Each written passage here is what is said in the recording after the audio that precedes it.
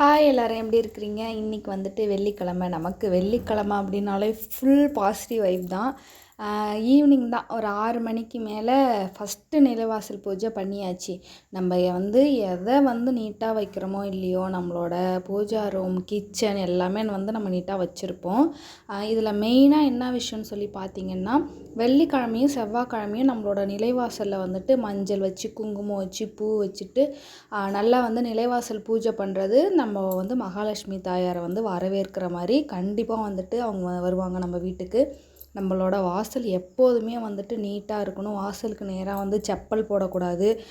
அதே மாதிரி இந்த மஞ்சள் குங்குமம் எல்லாம் வைக்கிறோம் இல்லையா, நம்ம இந்த வெள்ளிக்கிழமை செவ்வாய்க்கிழமை பூஜை முடிச்சுட்டு அடுத்த நாள் காலையில் எல்லாத்தையும் துணி வச்சு எடுத்து தொடச்சிடணும். ஏன்னா நம்ம அது கால் வச்சு மிதிக்கக்கூடாது. இந்த 2 நாள் மட்டும் வச்சுட்டு மற்ற நாளில் நம்ம அதை தொடச்சி எடுத்துடணும். அதுக்கப்புறமா நம்ம வாசலில் ஃபஸ்ட்டு விளக்கேற்றிட்டு தான் அதுக்கப்புறம் பூஜை ரூமில் போய் விளக்கேற்றணும். இந்த நிலைவாசல் பூஜை பண்ணுறோம் இல்லையா, அப்போக்கி இல்லைன்னா டெய்லியுமே எப்போதுமே ஒரு இதில் மண் சட்டியில் அப்படி இல்லைன்னா நான் இந்த இதில் தான் அகல் விளக்கில் கல் உப்பு வச்சுருக்கிறேன். அதையும் வச்சுட்டு அது எல்லாமே கண் திஷ்டி போக்குறதுக்காக. அதே மாதிரி இந்த லெமன் கட் பண்ணி வைக்கிறதும் நம்ம வெள்ளிக்கிழமை செவ்வாய்க்கிழமை மட்டும் செஞ்சால் போதும். எல்லா நாளும் செய்யணும்னு அவசியம் இல்லை. ஒரு பக்கம் மஞ்சள் ஒரு பக்கம் குங்குமம் வச்சுட்டு 2 சைடும் வச்சுட்டு, அதேமாரி ஒரு அகலில் உப்பு கொட்டி வச்சுருக்கிறேன். அதையும் ஒரு பக்கமாக வச்சுட்டு 2 அகல் தீபம் போட்டிருக்கிறேன். இதையும் 2 வாசலில் 2 பக்கமும் வச்சுட்டு தீபம் ஏற்றி வச்சிட போகிறோம். தீபம் ஏற்றிட்டு அதுக்கப்புறம் கண்டிப்பாக தூப ஆராதனை காமிக்கணும். தூப ஆராதனையெல்லாம் காமிச்சு நம்ம மகாலட்சுமியை உள்ளே வரவேற்றுட்டு அதுக்கப்புறமா உள்ளே போயிட்டு பூஜை ரூமில் நம்ம பூஜை பண்ண போகிறோம். ஃபஸ்ட்டு தூப ஆராதனையெல்லாம் காமிச்சிட்டு அதுக்கப்புறம் என்ன பண்ண போகிறேன்னா, துளசி வச்சுருக்குறோம் இல்லையா, பூந்தொட்டியில் தான் நான் வச்சுருக்கிறேன். அதுக்கு முன்னாடி குட்டி விநாயகர் வச்சுருக்கிறேன்.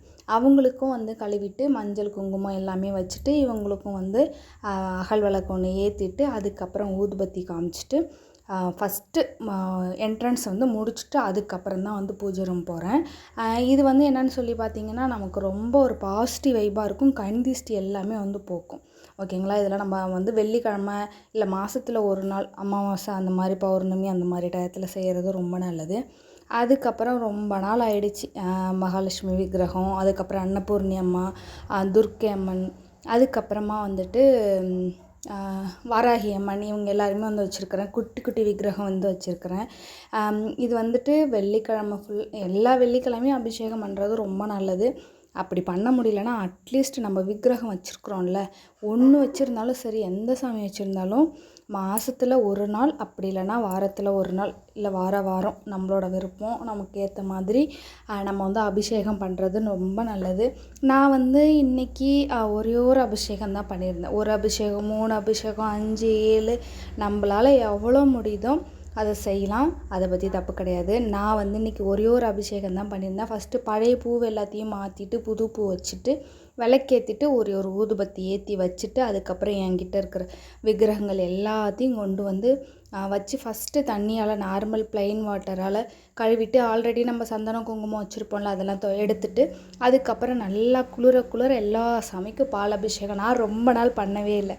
அதனால் சாமிக்கிட்ட மன்னிப்பு கேட்டுட்டு இன்றைக்கி அவங்களுக்கு எல்லாத்துக்குமே நல்ல மனசு குளிர பால் அபிஷேகம் பண்ணிட்டேன். இன்னும் கூட சந்தன அபிஷேகம், குங்குமம், திருநீர், தேன் என்னென்னலாம் முடியுதோ எல்லாமே பண்ணலாம். பட் இன்றைக்கி என்னால் இதுதான் முடிஞ்சிச்சு. அதுக்கப்புறமா பால் ஊற்றி அபிஷேகம் பண்ணிவிட்டு சந்தனமும் குங்குமமும் வச்சுட்டு பூ போட்டுட்டு தூப ஆராதனையெல்லாம் காமிச்சிட்டு திரும்ப நார்மல் ப்ளைன் வாட்டர் இருக்குல்ல, அதில் வாஷ் பண்ணி எடுத்துட்டு மஞ்சள் குங்குமம் எல்லாம் வச்சு அலங்காரம் பண்ணி அவங்களுக்கு பூவெல்லாம் வச்சு ரெடி பண்ணி வச்சுட்டேன். அவ்வளோதான். இதுதான் நான் இன்றைக்கி சிம்பிளாக செஞ்சுருந்த அபிஷேகம். நம்ம வச்சுருக்கிற விக்கிரகம் எவ்வளோ வச்சுருந்தாலும் சரி, அவங்களுக்கு எல்லாத்துக்குமே அந்த கரெக்டாக அபிஷேகம்லாம் பண்ணி அவங்களுக்கு நல்ல பவர் ஏற்றணும். அந்த நம்ம பண்ணக்கூடிய அபிஷேகம் பண்ண அந்த சாமிக்கு பவர், அந்த சக்தி இன்னும் அதிகமாக்கும். நம்ம வீட்டில் அவங்க தங்கியிருப்பாங்க அப்படின்றது என்னோடய மைண்ட் செட். நான் அதை மாதிரி தான் பண்ணுவேன்.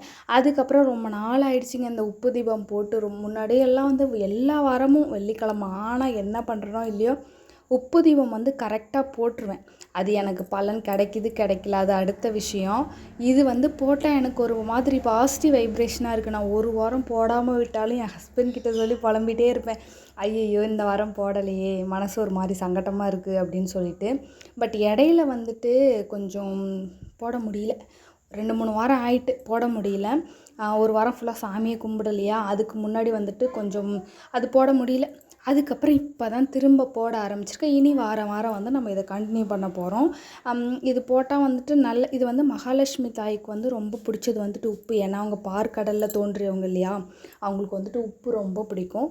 உப்பு தீபம் ஏற்றும் போது நம்ம அந்த மகாலட்சுமி தாயாருக்கு வந்து ஐஸ் வைக்கிறோம், வசியம் பண்ணுறோம், என்னென்னமோ பண்ணுறோம்.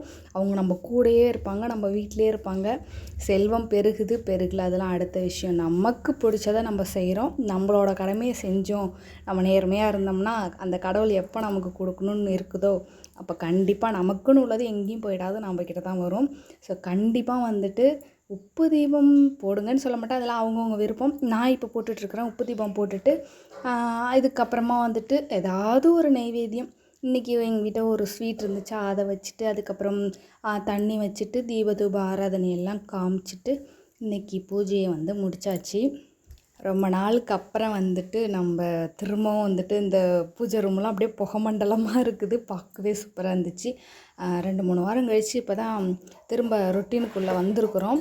இனிமேல் வந்து கண்டினியூவாக இது எல்லாத்தையுமே வந்து செய்யணும். அதுக்கப்புறம் கொஞ்சம் நேரம் லைட்டை ஆஃப் பண்ணி வச்சுட்டு விளக்கெல்லாம் எரிய விட்டாச்சு. அதுக்கப்புறம் விளக்க குளிர வைக்கணும். அட்லீஸ்ட் நம்ம வந்துட்டு ஒரு மணி நேரம்னாச்சும் இந்த உப்பு தீபம் போட்டோம் இல்லையா, அது நம்ம பூஜை ரூமில் வந்து எரிஞ்சிட்ருக்கணும். அவ்வளோதாங்க, இன்றைக்கி நல்லபடியாக முடிஞ்சிச்சு. நாளைக்கு வேறு ஒரு வீடியோவில் பார்க்கலாம். பாய்.